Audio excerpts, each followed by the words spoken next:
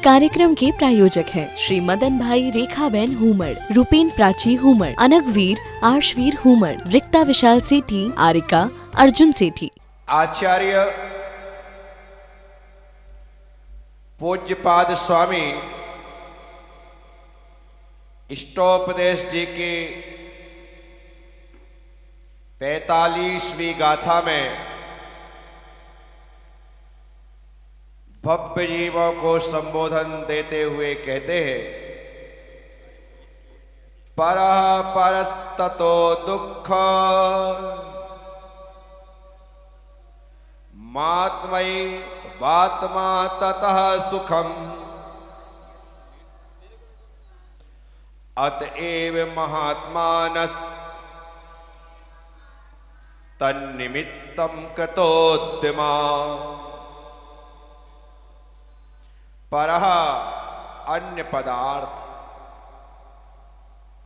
परः अन्य है, ततः उस अन्य पदार्थ से दुखम दुख होता है, और आत्मा आत्मा आत्मा एव आत्मा ही है, अतः ततः उस आत्मा से सुखम सुख होता है। अतएव इसी कारण महात्मानः महान पुरुषों ने तन्निमित्तम उसकी प्राप्ति के निमित्त कृतोद्यमा उद्यम किया था। सुख की उत्पत्ति का कारण, दुख की उत्पत्ति का कारण, सुख का निमित्त कारण, दुख का निमित्त कारण। यदि कोई सुख चाहता है तो उसे यह तो बताना पड़ेगा कि सुख कैसे उत्पन्न होता है, सुख को कैसे पाया जा सकता। यदि कोई दुख नहीं चाहता है और दुख से बचना चाहता है तो उसे भी यह बताना पड़ेगा कि किस कारण से दुख होता है। जिस कारण से दुख होता है उस कारण को तू छोड़ दे। महात्मा बुद्ध ने 4 आर्य सत्यों की स्थापना की। पहला आर्य सत्य है कि जीव दुखी है। दूसरा आर्य सत्य है कि दुख के कारण है। तीसरा आर्य सत्य है कि दुख के निवारण है। और चौथा आर्य सत्य है कि एक ऐसी स्थिति और अवस्था भी है जहां दुख का नामो निशान नहीं। तो यह तो सत्य है कि यह जीव दुखी है, और जीव दुखी है इसका मतलब हम दुखी हैं। जब तक संसार रहेगा, जब तक राग देश और मोह की परिणति चलेगी, जब तक कर्म के चक्र में हम फंसे रहेंगे, तब तक यह जीव दुखी ही रहेगा। थोड़ी देर के लिए इंद्रिय सुखों को पाकर हम अपने आप को सुखी कह सकते हैं, क्योंकि इस समय हम इंद्रियों के प्राप्त होने वाले विषयों की वजह से सुख का अनुभव कर रहे हैं।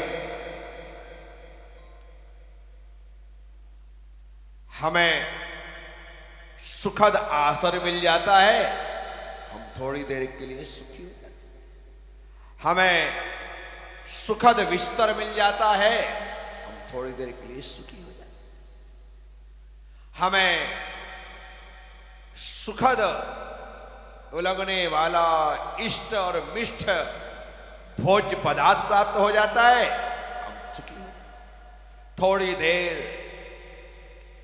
श्रेष्ठ खुशबू से नासिका तरबतर हो जाती है, हम सुखी हो जाते हैं। थोड़ी देर हमारी आंखों को सुख देने वाला दृश्य दिख जाता है, कलर्स दिख जाते हैं।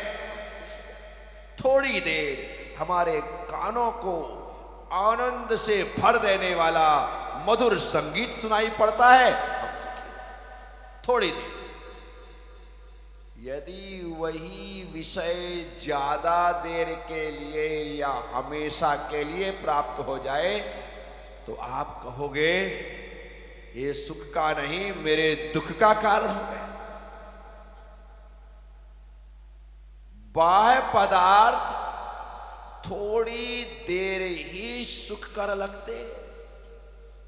कोई हमारा कितना भी अजीज क्यों ना हो, कितना भी खास क्यों ना हो, जिसके लिए हम कहते हैं कि तेरे बिना तो हलक से एक निवाला भी नहीं उतरता है, तेरे बिना तो चैन ही नहीं पड़ता है, उस व्यक्ति का लगातार साथ होने पर जिसके लिए कहा जा रहा था तेरे बिना चैन नहीं, अब ले बेटा अब वो तेरे गले की चैन बन करके लटक गया, अब तू बेचैन हो गया। बोलो, गर्मी के दिनों में शादी विवाह होते हैं ना, तो लोग कपड़े तो बड़े उससे सिलवा लेते हैं, लेकिन पहनने के बाद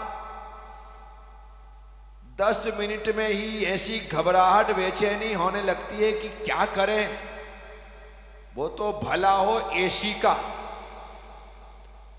जिसने गर्मी में कपड़े पहनने का सुख दे दिया, अन्यथा वो दुल्हन का लहंगा आता है, वो पहन तो लेती है बेचारी, लेकिन उसे उसी दिन लग जाता है कि ये शादी नहीं बड़ा दुख का कारण है। इसकी ड्रेस ही इतनी तकलीफ दे रही है, इस नए एड्रेस में जा रही हूं, कितना तकलीफ देगा, विचार करना कितना कष्ट होता है। आप यहां बैठे हैं ना, तो बढ़िया pant shirt, jeans T shirt, kurta pyjama, sari अच्छे से पहन के बैठे। अभी घर जाने की देरी है कृष्ण मोहन जी, घर में एंट्री के पहले बटन खुलने लगती है और जाकर के तुम कैसा महसूस करते हो, जबकि ये कपड़े इतने भारी नहीं है, लेकिन तुम सीधे खूंटी पे टांगते हो, पैंट खोलते हो, हल्का सा पैजामा पहन लेते हो, लुंगी लपेट लेते हो और बैठ जाते हो, अरे मजा आ गया। कितना भी करोड़पति आदमी हो, घर में उसे लुंगी और बनियान ही सुख देती है। ऐसा तो है नहीं कि करोड़पति है तो 24 घंटे टिप टाप रहेगा। सिर्फ टीवी के धारावाहिकों में और पिक्चरों में हीरो हीरोइन सज धज करके सोते हैं, बाकी कोई नहीं सोचता। और सोने के बाद ये बिल्कुल वैसे ही उठते जैसे सोए थे, ना उनका लिपस्टिक बिगड़ती है, ना क्रीम बिगड़ती है, ना मेकअप बिगड़ता, कुछ नहीं बिगड़ता, बिल्कुल ज्यों के त्यों हो जाते हैं। सिर्फ ओनली पिक्चर और धारावाहिक में, बाकी और कहीं नहीं होता। ध्यान रखना, रियल लाइफ और रियल लाइफ में ही अंतर है। रियल लाइफ सिर्फ बेवकूफ बनाने के लिए है और रियल लाइफ हमें सत्य से परिचय कराने के लिए है। इसलिए रियल खुद को देखो, घर जाकर के आप सिर्फ बनियान में, आप सिर्फ लुंगी में, हल्का सा पैजामा में या बरमूडा में, उसमें बड़ा सुख महसूस करते कि हाँ यार बस पर्याप्त है, इससे ज्यादा नहीं चाहिए, है ना। घर जाकर के कम कपड़े में आनंद आता है और भीतर जाकर के बिना कपड़े में आनंद आता है। यदि मुझे मजा आ रहा है, आनंद आ रहा है, तो भीतर जाके आनंद आ रहा है, बाहर जाकर के आनंद नहीं। तो घर के भीतर जाकर के कम कपड़ों में मजा है, बाथरूम में जाकर बिना कपड़ों में मजा है। बस ऐसे ही अपने भीतर जाकर के जो ठहर जाता है वो बिना कपड़े के आनंद लेता है, दिगंबरत्व के आनंद लेता है, मुनित्व का आनंद लेता है, नग्नत्व का आनंद लेता है, क्योंकि वो भीतर गया है। इसलिए उसे वस्त्र विहीन अवस्था सुख देती है, एकदम हल्कापन। मैंने सब में शिखर जी की यात्रा की, वो भी दिसंबर लास्ट और जनवरी फर्स्ट में, सेकेंड टाइम। फर्स्ट टाइम तो मैं अप्रैल में गया था, अप्रैल में। लेकिन जब मैं सेकेंड टाइम गया तो दिसंबर लास्ट था और जनवरी फर्स्ट था। भीषण ठंड शिखर जी। अभी इन दिनों में बारिश होती है, आप तो यूं को इन दिनों क्या 12 महीने कभी भी कुछ हो सकता है शिखर जी। तो मैं दिसंबर लास्ट और जनवरी फर्स्ट में था, क्योंकि गिरिडीह चातुर्मास था मेरा। वहां से मैं सीधे शिखर जी आया। अब मैं तो सुबह 5:30 बजे अपनी यात्रा प्रारंभ, और लोग बेचारे 2 बजे से निकल जाते। नहीं, उस समय तो 4 बजे का टाइम था, अभी कर दिया गया। जब मेरे गया था तब उस समय 4 बजे का ही टाइम, 4 बजे निकलते थे। ठंड के कारण से पूरे लदे हुए, बनियान, फिर शर्ट, फिर उसके ऊपर एक स्वेटर, फिर दूसरी स्वेटर, फिर कोट, कान में मफलर, ऐसा हाथ में सब कुछ पूरा पैक। ठंड बहुत है और लाठी टेक करके बाजू में थैली टांग करके चले जा रहे हैं लोग। ज्यादा दूर नहीं जा पाते। विमल समाधि से क्षेत्रपाल जी के मंदिर अभी तो मुश्किल से 100 कदम चले हैं, उसमें ही घबराहट होने लगी। क्या हुआ? थोड़ा आगे चले, भाता घर अर्थात गंधर्व नाला पहुंचते पहुंचते तो लगता है सब खोल डालो, पूरे कपड़े एक एक करके। अब उतारो तो रखो कहां, छोड़ तो सकते नहीं और पहन सकते नहीं, ऐसी स्थिति हो जाती है। उस समय मैं लोगों को देख करके कहता था कि देखो हमारी जिंदगी कितनी अच्छी है, कोई कपड़ा नहीं। शुरुआत के 10 मिनट तो हमें ठंड लगती है, लेकिन 10 मिनट के बाद पसीना छूटने लगता है। और तुम्हें शुरुआत के 10 मिनट तो अच्छा लगता है, लेकिन पूरी यात्रा में परेशान होते हो। अब मैं आपसे कहूं, मेरी लाइफ तुम्हारी लाइफ प्रारंभ के 10 मिनट सुख देती है, उसके बाद दुख देती है। बोलो हाँ। मेरी लाइफ प्रारंभ के 10 मिनट दुख देती है, उसके बाद सुख देती है। बोलो हाँ। तो समझदार मैं या तुम? बोलो, तुम हुई।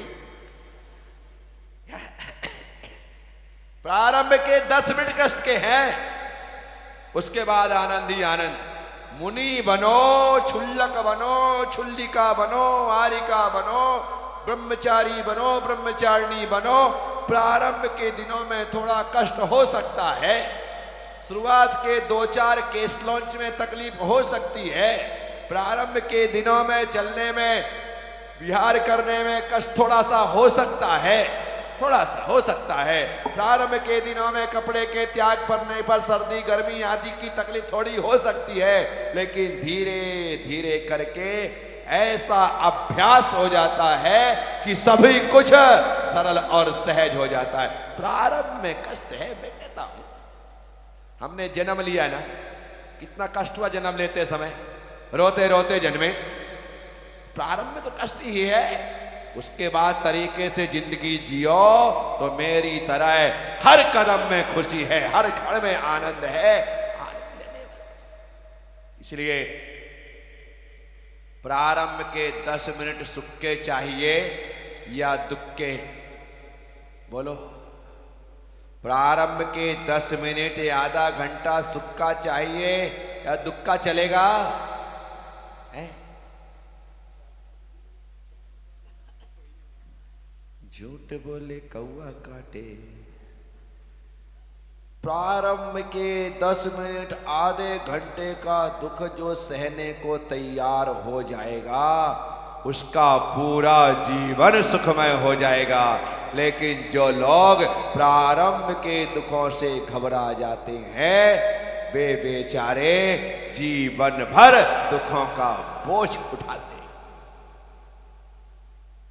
तो प्रारंभिक अवस्था सहने की अवस्था है। प्रारंभिक जो क्षण हैं वो सहने के क्षण हैं। आपने जीवन की शुरुआत की है, मोक्ष मार्ग में शुरुआत की है, अभी आप कष्टों को सहो। जब मैंने दीक्षा ली थी तो मुझे 18, 19, 20, 21 तारीख को दूसरी आहार के बाद चौथे दिन पहले ही ग्रास में अर्थात पहले ही दूध के घूंट में चींटी आई थी और मुझे अंतराय आ गया। 21 तारीख थी और पहला अंतराय। जैसे ही अंतराय आया मैंने अंतराय कर तो लिया, क्योंकि करना ही है, सामने चींटी है, साधु जीवन है, लेकिन मेरे दिमाग में अंतराय का चींटी देखने के साथ ही ये लगने लगा कि आज तो गए, आज तो गए बेटा।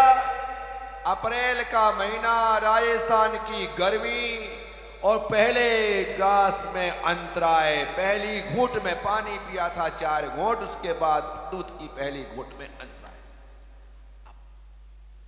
वहीं से दिमाग में कि आज तो ना जाने क्या होगा, आज तो ना जाने क्या होगा, आज तो ना जाने। जबकि उसी व्यक्ति ने जिसे आज अंतराय आया है 18 तारीख को निर्जल उपवास किया था।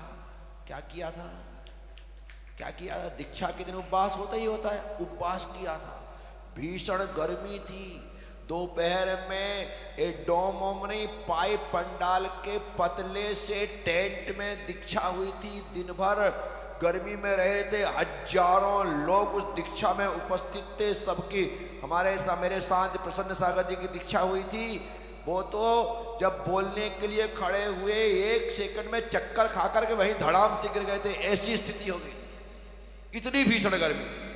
अब देखना इस जीव की दशा, 4 दिन पहले उपवास किया और आज अंतराय आया।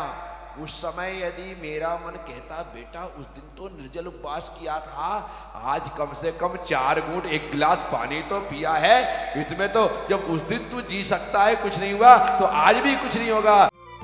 इस कार्यक्रम के प्रायोजक हैं श्री मदन भाई रेखाबेन हुमड़, रूपेन प्राची हुमड़, अनगवीर आर्शवीर हुमड़, रिक्ता विशाल सेठी, आरिका अर्जुन सेठी।